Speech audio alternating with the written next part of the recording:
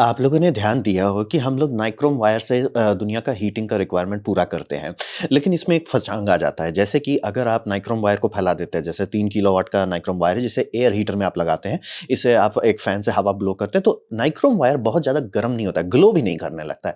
आराम से वो 100 या 150 डिग्री सेल्सियस रहेगा और आराम से आपका रूम गर्म कर सकता है। लेकिन यही नाइक्रोम वायर से अगर आप पानी गर्म करना चाहते हैं, तो यहाँ पे एक समस्या आ जाता है, क्योंकि नाइक्रोम वायर एक नेकेड कंडक्टर है। तो उसे अगर आप नंगा पानी में डाल देते हो, वो सीधे शॉर्ट कर जाएगा, आपका फ्यूज़ बूम हो जाएगा। तो यहाँ पे क्या किया जाए? अब रहा बात कि इसके ऊपर इंसुलेटर लगाना पड़ता है। अब रहा बात, जनरली कोई इंसुलेटर है नहीं जो पानी को सँभाल सके बहुत ज़्यादा, तो जनरली हम लोग नाइक्रोम वायर लेते हैं, उसमें इंसुलेटर पोतते हैं, जनरली सिरेमिक टाइप का, फिर उसके ऊपर एक स्टील जैकेट देते हैं जो उसको थोड़ा स्ट्रेंथ देता है।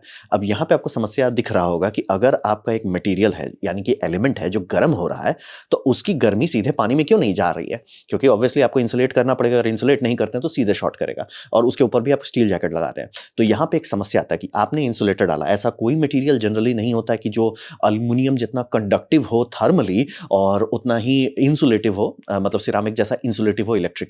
काफ़ी सारे बेटर हैं, लेकिन ऐसा कोई मटेरियल नहीं है जो मतलब आपको ऑलमोस्ट, हाँ भई, हम एल्युमिनियम जैसा इलेक्ट्रिकली कंडक्टर होता है, वैसे ही हम थर्मली कंडक्टिव हैं, लेकिन आपका इलेक्ट्रिसिटी शॉर्ट कर नहीं जाने देंगे, यानी कि डाइलेक्ट्रिक स्ट्रेंथ उतना अच्छा हो, ऐसा कोई मटेरियल नहीं होता। मतलब बहुत सारी चीज़ ठीक-ठाक हैं, लेकिन उतना बेटर नहीं होता। तो हम लोग क्या करते हैं, नाइक्रोम वायर को ओवरहीट करने लगते हैं, और ऐसी बात नहीं कि नाइक्रोम हैंडल नहीं कर सकता, आराम से नाइक्रोम 2000 डिग्री सेल्सियस तक जा सकता है। तो आराम से आपके हीटिंग एलिमेंट सेम 3 किलोवाट का जो रूम है, जिसमें आपका आराम से वो 200 डिग्री सेल्सियस के अंदर चिल मार रहा है, वही नाइक्रोम वायर जब आप इंसुलेटर से ढक देते हैं, तो वो आराम से 700 डिग्री तक जा सकता है। अब रहा बात की, तो अगर इंसुलेटर तो गर्मी कैसे जा रहा है? हर इंसुलेटर का एक लिमिट होता है कि वो कितना गर्मी इधर से उधर जाने देता है। अगर आप गर्मी पार करना चाहते हैं इंसुलेटर के थ्रू, आपको टेम्परेचर बढ़ाना पड़ता है। तो वो 100 अगर करते तो बाहर गर्म भी नहीं होगा। वहीं पे अगर 500 या 600 करने लगते हैं, तो वो गर्मी धीरे-धीरे लीक करने लगता है। और इसीलिए हमेशा वार्निंग दी जाती है कि जो आपके ये वाटर हीटिंग एलिमेंट्स है, उसे कभी भी खाली ना चलाएँ, क्योंकि अगर आप उसमें बिना पानी के चलाते हैं, नाइक्रोम वायर तो गर्म हो जाएगा, लेकिन वो उतनी गर्मी बाहर निकाल ही नहीं पाएगा। हवा इतना उसमें डेंसिटी नहीं होता है कि सारा गर्मी निकाल ले और आपका नाइक्रोम वायर 700 पे रुका रहे।